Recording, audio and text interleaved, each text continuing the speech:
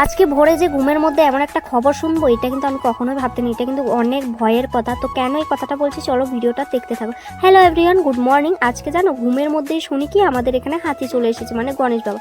আমার যে এত ভয় লেগেছে, তাড়াতাড়ি করে আমিও ঘুম থেকে উঠেছি। আর চারোদিকে তো হাল্লা, মানে সব দিকে বোম টোম ফাটাচ্ছে, মানে এত একটা ভয়ের বিষয়। খুবই ভয় লাগে আমার এটা শুনে। আর এখন তো গ্রাম অঞ্চলে সবাই ধান নিয়ে ব্যস্ত, সবারই মোটামুটি পাথারের মধ্যে ধান আছে। তো আমাদেরও আছে, ওই ধানটা খাওয়ার জন্য হাতিরা আসে। তো আমি যখন ছোট ছিলাম তখন একবার এসেছিল আমাদের এখানে হাতি। বিয়ের পর আর আমি দেখিনি, আজকে হঠাৎ শুনি কি হাতি এসেছে। তো দেখারও মানে খুবই ইচ্ছে করছিল, কিন্তু মনের মধ্যে অনেক ভয়ও লাগছিল। তো তাড়াতাড়ি করে আমি ঘুম থেকে উঠে পড়েছি। উঠে তো আমি তাড়াতাড়ি করে ঝটপট করে সব কাজগুলো করে নিচ্ছি। তো কাজ টাজ হয়ে গেছে। তারপর শুনি কি আমাদের এখানে এখনও আসেনি, অন্য একটা জায়গায় এসেছে।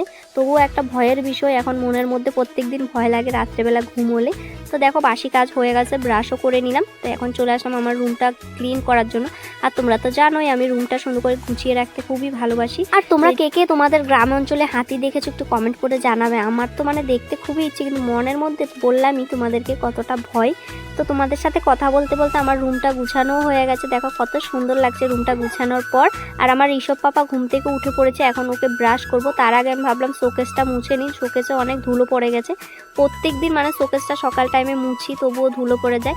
আর আলনার কাপড় চোপড় তো গুছানো থাকে, কিন্তু আমার ঋষভ পাপা দেখো এলোমেলো করে দেয়। ও খুবই বদমাইশি করে। এখন দিন দিন যত বড় হচ্ছে আমার কাজগুলো ততটা বেড়ে যাচ্ছে। তো দেখো গুছানোর পর কত কিউট লাগছে দেখতে রুমটা। আর এই যে দেখো আমাদের মহারাজা এখন ব্রাশ করছে, কিন্তু ভোরবেলায় ঘুম থেকে উঠে পড়েছিল। তো দেখো শরীরের অবস্থা সব ধুলো ধুলো, খেলতে গিয়ে এরকমটাই করে। যতটা বড় হচ্ছে ততটা আমার কাজও বেড়ে যাচ্ছে।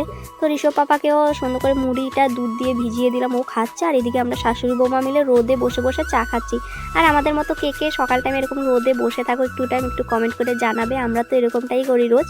তো এখন বাজে 9টা। তো ঋষভ পাপাকে স্কুলে দিয়ে আসতে যাব। ও কিন্তু ছোট, তার জন্য অঙ্গনবাড়ি পড়ে এখন। তো ডেইলি আমিই দিয়ে আসি।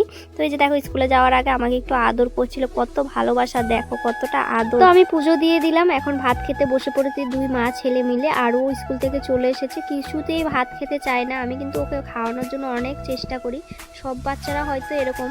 তো তারই মধ্যে দেখো আমার ফলোয়ার্স আইছে, তো তাগুলোকে দেখা করলাম, লামডিং থেকে এসেছে। তো আজকের মতো ভিডিওটা